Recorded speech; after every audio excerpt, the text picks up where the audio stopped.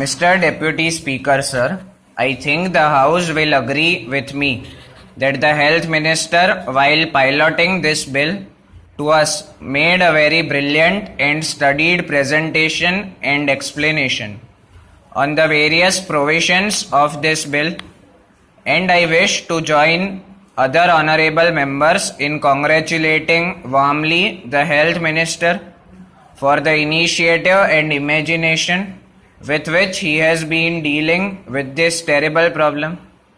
This is a good measure in the right direction because of the fact that several of the honorable members who have spoken before me have touched on the various aspects of the law. I would rather view this piece of legislation more from human and philosophical angles than from a purely legalistic angle. A piece of legislation such as this, which is a social economic legislation, obviously is to be preceded by public opinion and backed up too by public opinion.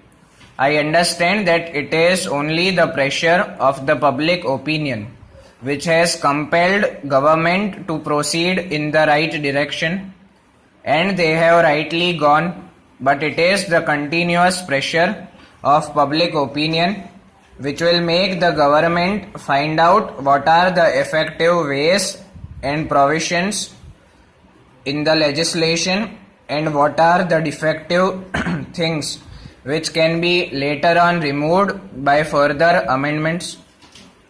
I hope the government will have a constant eye on how the public opinion reacts to the various legal and penal provisions contained in this measure.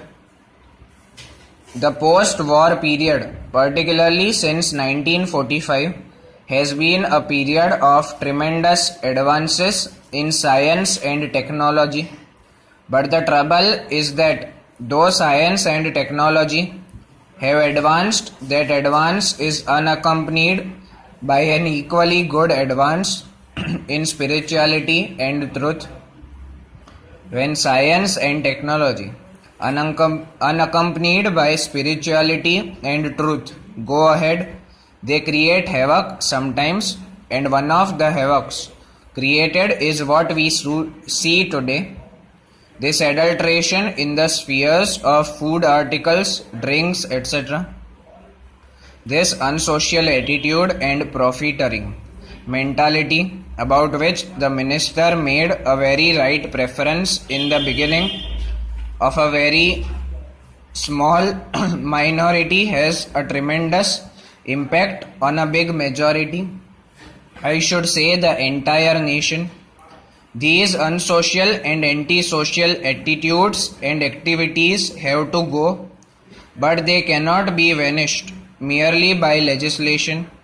They will ultimately go by the pressures of a very strong and continuously vigilant public opinion and enlightened public